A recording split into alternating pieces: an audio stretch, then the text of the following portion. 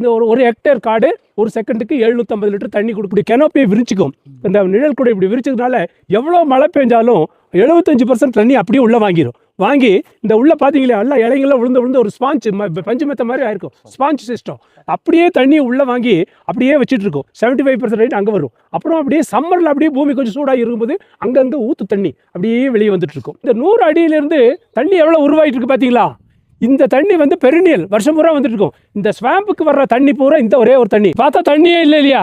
ஆனால் இந்த தண்ணி வருஷம் பூரா போயிட்டே இருக்கும். இதே தண்ணி டார்லிங்டனில் பார்த்தீங்கன்னா ஒரு 6 பூரா போயிட்டு இருக்கும். இங்கிருந்து ஒரு கீழே அரவேன்னு போகிற வெளியே இருக்கிற அத்தனை கிராமங்களுக்கும் இது ஒன்று தான் உங்களுக்கு நீர் ஆதாரம் ஆச்சுங்களா?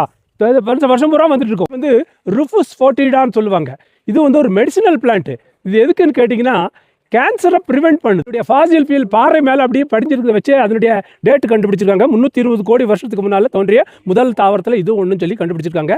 கோத்தகிரி வனச்சரகத்தில் லாங்வுட் ஷோலா ஃபாரஸ்ட், அதாவது ஷோலா ஃபாரஸ்ட்னா மழைக்காடுகள், அந்த இடத்துல இருக்கிறோம். பசுமை படைப்பாளிகள் உடைய குழுமம் வந்து அப்படி இங்கே வந்திருக்கும். ஒளி புகாத ஒரு வெளிச்சம் புகாத ஒரு காடாக இருக்கும். ஒரு சின்ன தூறல் ஒரு சாரல் மாதிரி மழை வந்து இருந்துக்கிட்டே இருக்கும்.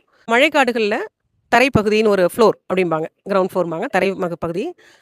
உயரமான மரங்கள் இருக்கும். அதோடைய தண்டு பகுதி, ட்ரங்க் என்று ஆங்கிலத்தில் சொல்லக்கூடிய பகுதியில் சில உயிரினங்கள் வாழும்.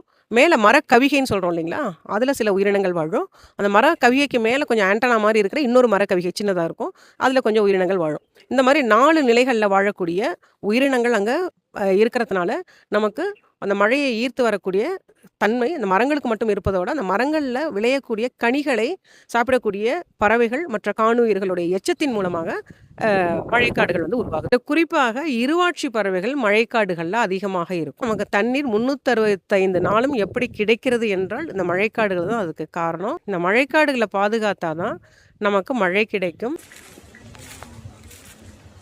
இப்போ இந்த காடு பார்த்தீங்கன்னா வெளியே இருந்ததுக்கும் உள்ளே இருந்ததுக்கும் வித்தியாசம் தெரியுது உங்களுக்கு? சில்னஸ் இருக்கு, ஹியூமிடிட்டி ஜாஸ்தி இருக்கும். இதுதான் மைக்ரோ கிளைமேட்டும்பாங்க இல்லைங்களா? இந்த கோத்தகிரியுடைய மைக்ரோ கிளைமேட்டே இந்த ஷோலா தான் டிசைட் பண்ணுது. Understand my silence, you will not understand any language of the world. என்னுடைய மௌன மொழி புரியாதவர்களுக்கு உலகில் எந்த மொழியும் புரியாது. இயற்கையினுடைய மொழி தான் இந்த அமைதி. இதுதாங்க இயற்கை சரிங்களா? நம்ம வாயை திறந்து பேசாமல் காதை திறந்து கேட்டோம்னாலே போதும், இயற்கை சொல்கிற மொழி நமக்கு புரியும். நம்ம உள்ளே போகாமல் இருந்தாலே போதும், ஆட்டோமேட்டிக்காக சோலை வந்து தன்னுடைய ரீஜெனரேஷனை பார்த்துடுறோம்.